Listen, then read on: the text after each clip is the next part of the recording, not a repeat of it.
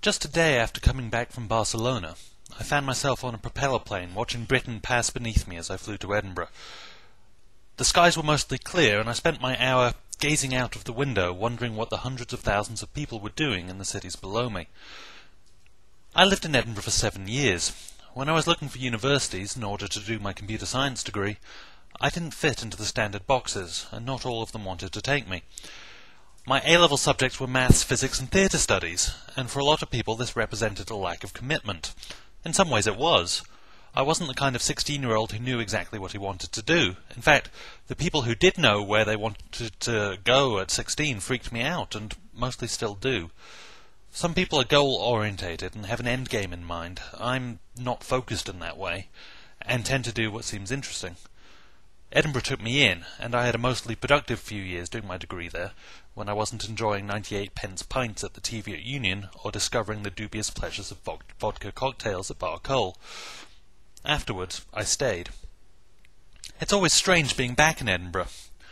I left 2 years ago, having grown away from my student mindset, in order to spend some time programming an e-learning project I'd wandered into starting. The streets are full of ghosts of who I used to be and people I used to know. There's a funny kind of Edinburgh stare that many people who live here have, like they're being impressed by some unseen force. Actually, they may be. Although this is a beautiful cosmopolitan city, it has some of the most impoverished areas in the whole of Europe. Corruption is rife. The Scottish Parliament, for example, ended up costing a gargantuan £431 million. To put it in perspective, that's 4,000 times the cost of an institutional WebCT Vista license, or over 86 times what the Open University is paying to make Moodle suitable for use. Edinburgh is an acquired taste, like sushi, Shark Attack 3, Megalodon, and Captain Beefheart and his Magic Band's classic album, Trout Mask Replica. To quote the good captain, Edinburgh is like a squid eating dough from a polyethylene bag. It's fast and bulbous. There's a lot going on, and it can be hard to get a grip on the various subcultures that share the city streets.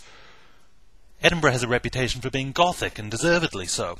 When the city was ridden with plague in the Middle Ages, the authorities simply built over the streets, burying the afflicted alive. The Princes Street Gardens, in the centre of the city, are a beautiful haven of flowers and trees. They're also where the sewage from the city and castle used to flow.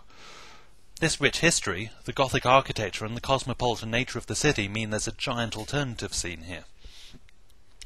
In the summer it comes alive, and the population doubles with performers, celebrities and fame-seekers. But when the tourists have gone away, the wind picks up and the temperature drops, it has a whole other life. It's here that Dave and I met, in a small office that used to be a broom closet, where the window didn't close and the air was saturated with the smell of chips from the canteen below.